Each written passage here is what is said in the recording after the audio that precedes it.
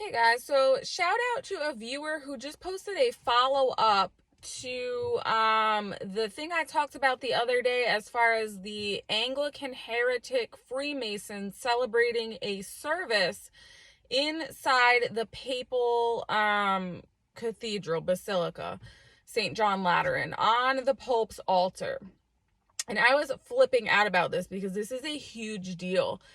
And the Vatican has now come out addressing this issue and apologizing and saying it was a miscommunication and a mistake.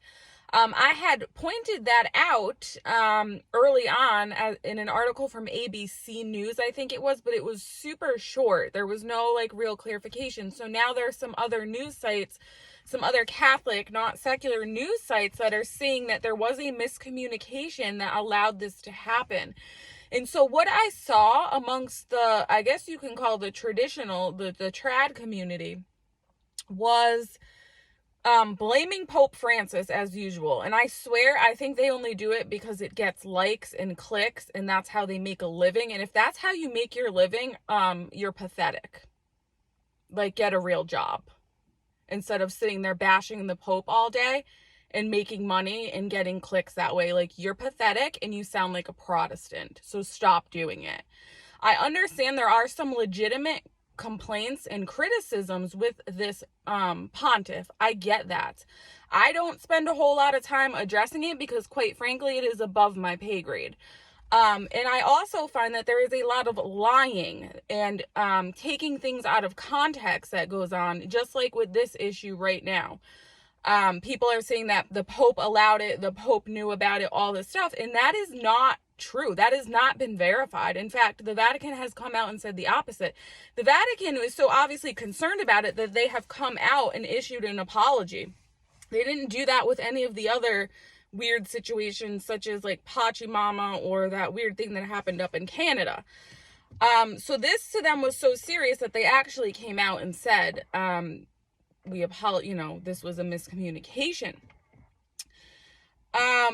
So where I'm going with this is the people in the traditional community. First, we have the people on the liberal side probably think this is great. So on one end, we have that going on, subversion of the church. On the other end, amongst the traditionalists, they are so blinded by their hatred for Pope Francis. And we see this going on at large, in the world at large. The right is so blinded by their hatred for the left that they don't see other enemies.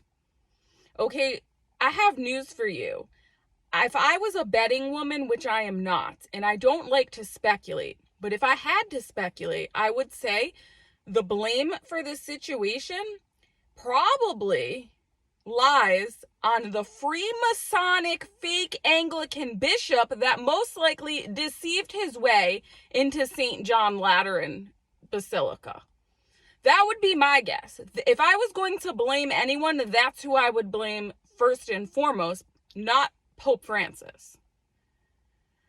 And so I guess I'm just sick of hearing it. It's constant Pope bashing, and it's dangerous to our faith. It's causing schism. So on one side, we have the liberal modernists wanting to be gay and have gay marriages in the church and that whole route. And then you have the charismatics who want to act Protestant with their baptism in the Spirit.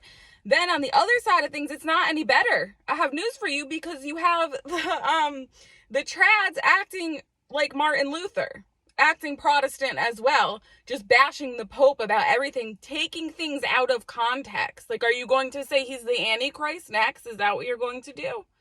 Or that whatever they say, the beasts of the apocalypse? Because that's what you sound like. So stop doing it, especially when you don't have the facts. It is dangerous.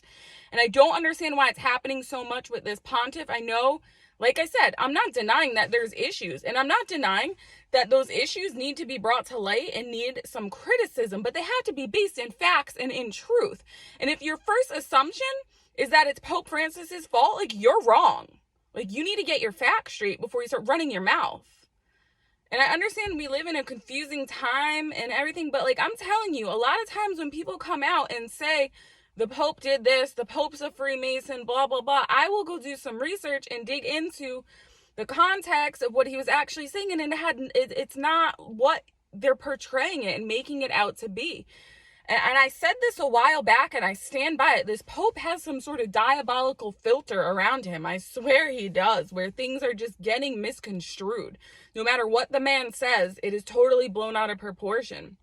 Somehow the liberals have taken him as one of them, as their champion. But then when I go and look at some of the things he says in his sermons and the way he teaches, it's the opposite. So it's very confusing times. I understand that.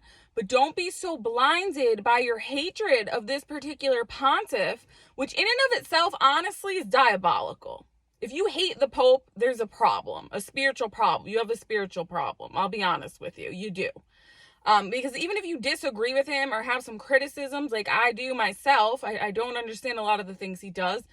I feel betrayed by some of the things he does, but I don't hate him. I pray for him. I wouldn't want to be the pontiff. Can you imagine how hard his job is? Like, I don't know. I guess I try to give the man, because he's one of us, whether you like it or not, he is a Catholic. I try to give the man the benefit of the doubt that his intentions aren't to destroy the church. But it seems like most people are operating from the perception that his intentions are to destroy the church. And so everything that comes up, they automatically blame him. Meanwhile, maybe we should be blaming the Freemasonic Anglican fake bishop. Maybe that's who we should be putting the blame on. Just saying. Joan of Arc Media out.